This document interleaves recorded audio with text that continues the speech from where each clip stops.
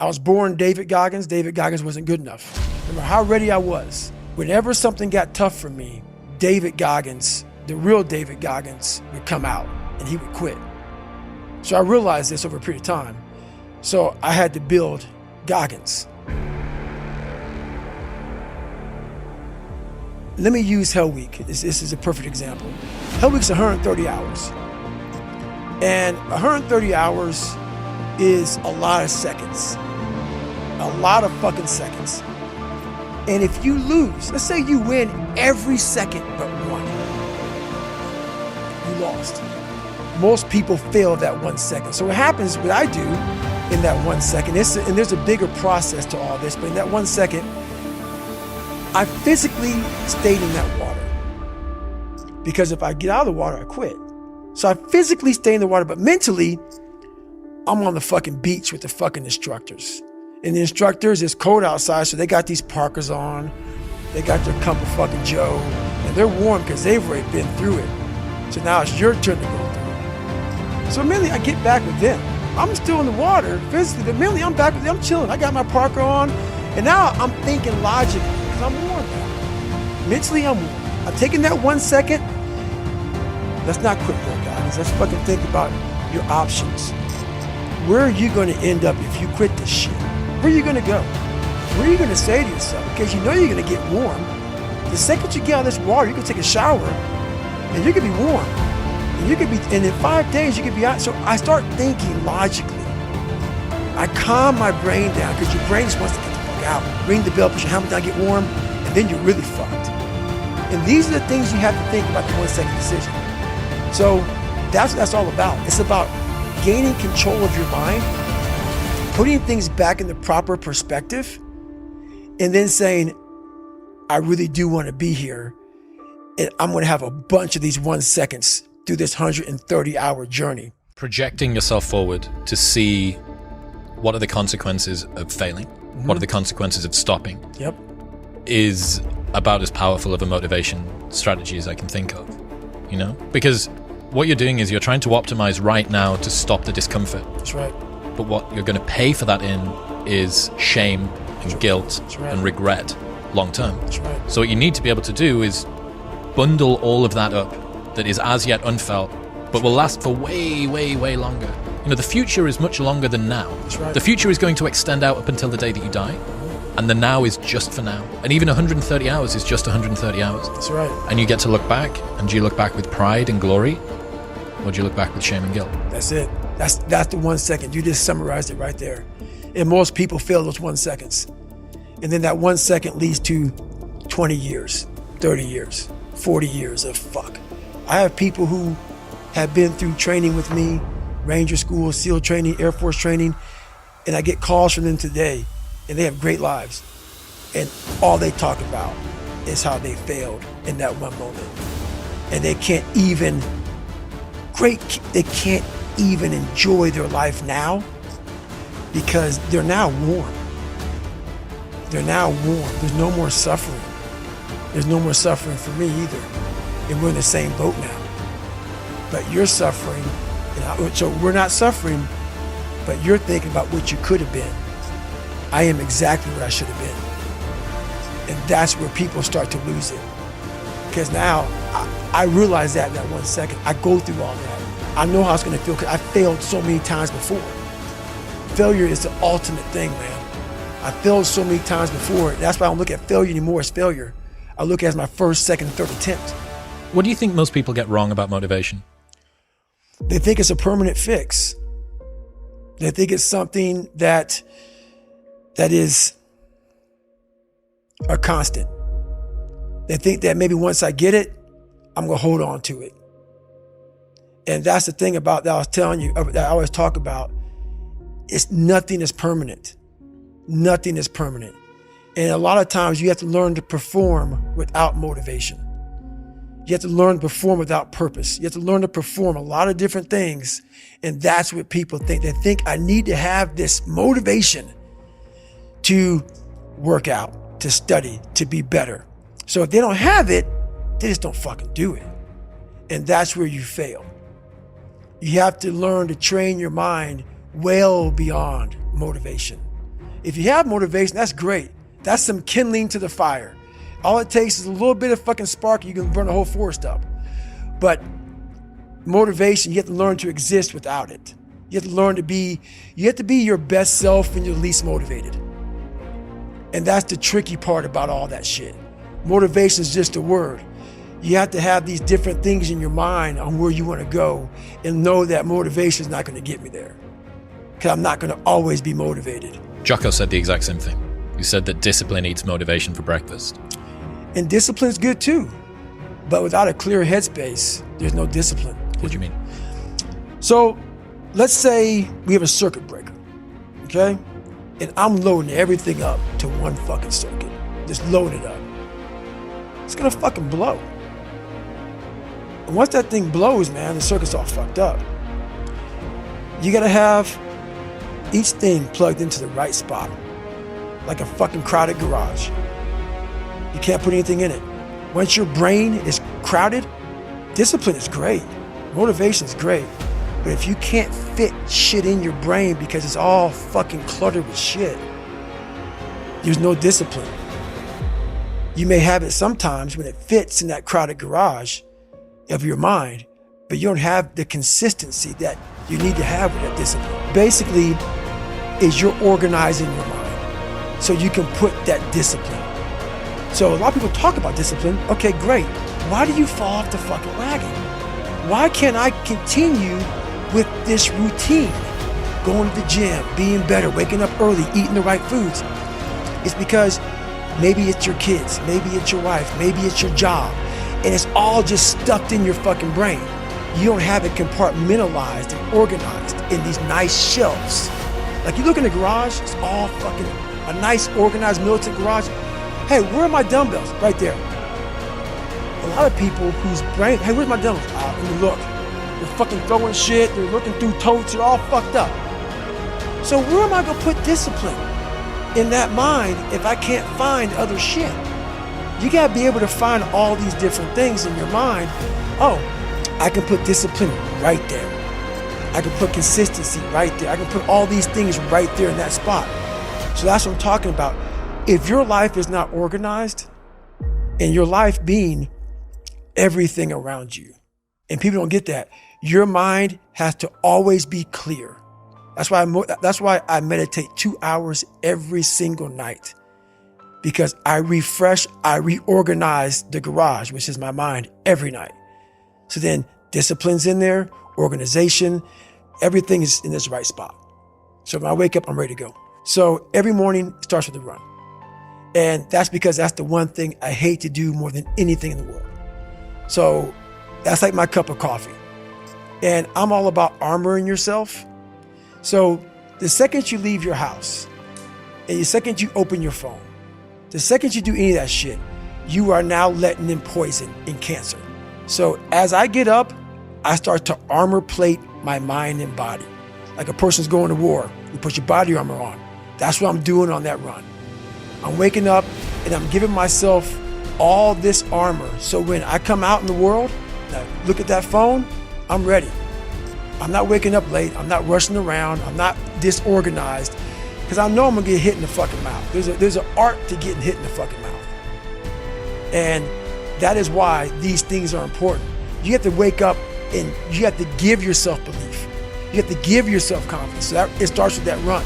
You said before about how you build up self-esteem and confidence and stuff. Mm-hmm. And there's this quote from one of my friends, Alex Hormozy, that says, "You don't become confident by shouting affirmations in the mirror, but by having a stack of undeniable proof that you are who you say you are.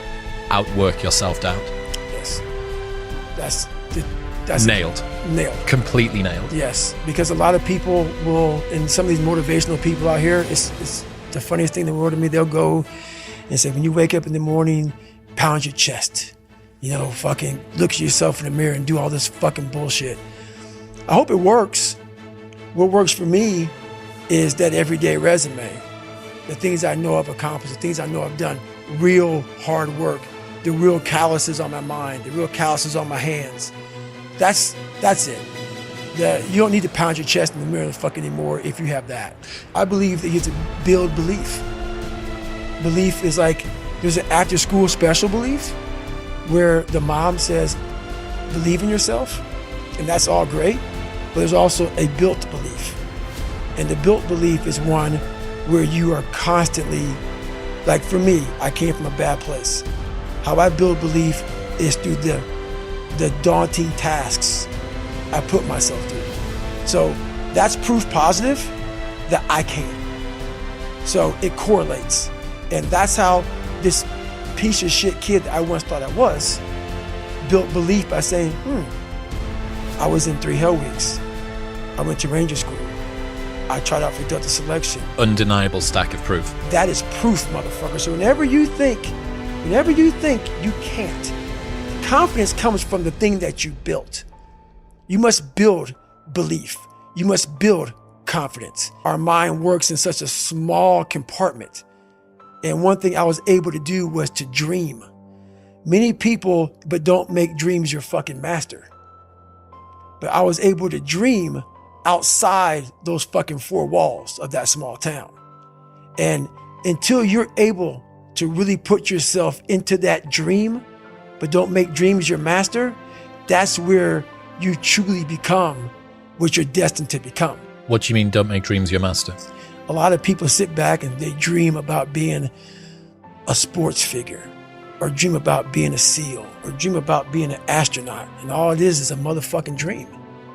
They don't put the work behind the dream. That dream has become their fucking master.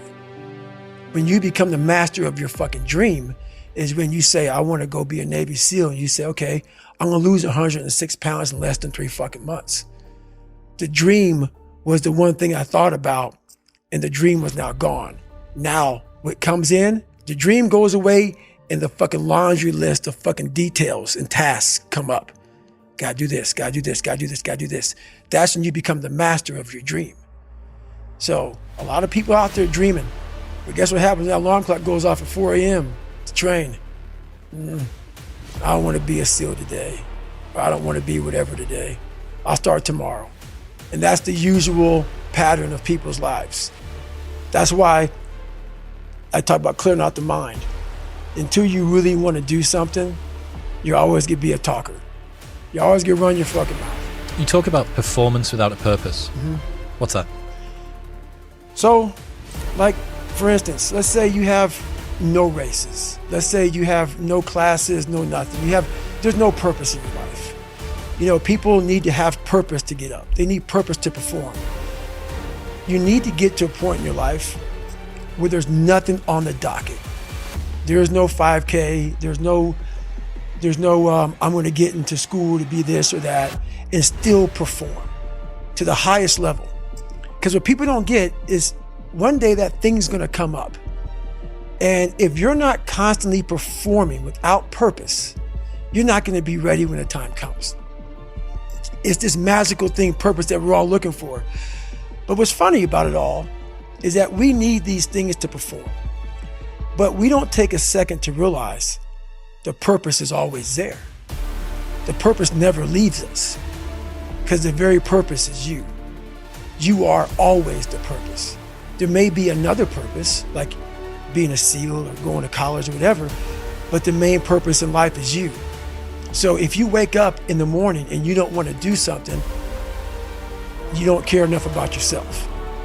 And that's what you need to really research is, man, why am I not doing this for myself? Because that is the number one purpose in life, is to better oneself. So that's the only purpose I fucking need. So the reason I get up every day, even though there's no race or there's no school, there's nothing in front of me, is because I have pride in myself. But where do you go to? You wake up on a morning, it's cold, it's wet, it's dark, you've got no cartilage in your knee, you've got shitty shorts, whatever it is that's the issue today. Keep talking. You've got these problems, right? I need you to keep talking about what you were just saying. It's warm on the couch. That's Your it. missus says stay in That's bed. it. It's comfy, That's it's cozy. it. That's You've got it. work later on. You had an argument last night. You're slightly it. hungover. Because I know every motherfucker ain't going to do what I'm going to do. So this is how you level up. That's how you level up. I know there's a whole bunch of people with that right there. That fires me up. That makes me fucking happy, what you just said. That brings joy to my life right there. Why? Because I know there's so many people that have the ability and just refuse to get off that couch. Refuse to study a few more hours. Refuse to go deeper, to go further. And that's where I gain the advantage. It's so easy to be great nowadays, my friend, because most people are weak. Most people don't want to go to that extra mile. Most people don't want to find that extra because it sucks. It's miserable. It's lonely. You talk about that you were kind of, lonely by yourself. I was the same way. And that used to hurt me growing up. Now I fucking thrive in that shit. That's the only place to be. Well, that was one of the things is so surprising about growing up through difficulty. What you realize is a lot of the things that you feared or hated or were embarrassed about as a child end up being the genesis of the things that you're most proud about as an adult. A lot of the things that you love and value in yourself in adulthood are the light side of something that you were ashamed, fearful, disgusted by when you were younger. Yeah, I think that comes from overcoming. A lot of people, wonder, how did you become this? How did you become so vulnerable? How are you doing a podcast now when you were this kid? You overcame things. You fought them. And now this is what happens. This is on the other side of overcoming. You become very, very powerful when you overcome yourself. Let's say that there's someone listening who resonates with what you're talking about. They've been through trauma, they've been through hard times, but they keep breaking promises to themselves and they're struggling to get off the couch and they're having a pity party. How can they stop feeling sorry for themselves? That's a difficult one because you have to want it. You have to want to be better. And it starts off with you have to have pride in yourself. You have to have pride in yourself. You have to have, there's something about you, whether it's your last name, whether it's just the smallest thing, you have to be proud of yourself. That's why when people said, no way you can do better than Can't Hurt Me. Roger that. We'll fucking see. And every morning you wake up, you hold yourself accountable to that mission, not a company's, your own. Make up your own mission statement. What do you want to be in life? And once you do that, now you can work with somebody to get better. You can work with yourself to get better. But until you know what you want to stand for, you will always just be sitting down. You'll never stand for anything. What's that quote? If you don't stand for something, you'll fall for everything. That's it. It's a true statement. Talk me through what the next phase of your life has in store. Go back to finding another level of David Goggins. And that's done in quiet areas and finding more of myself, finding these spaces that I haven't, discovered yet in my mind. And I really love that about life. I love mastering self. I love it. I love it. There's nothing more because I know where I came from, and it's amazing that where I came from, that person could have died, that very fat, lazy, unfulfilled person. And within inside that person was this person talking to you. It's very freaky to me.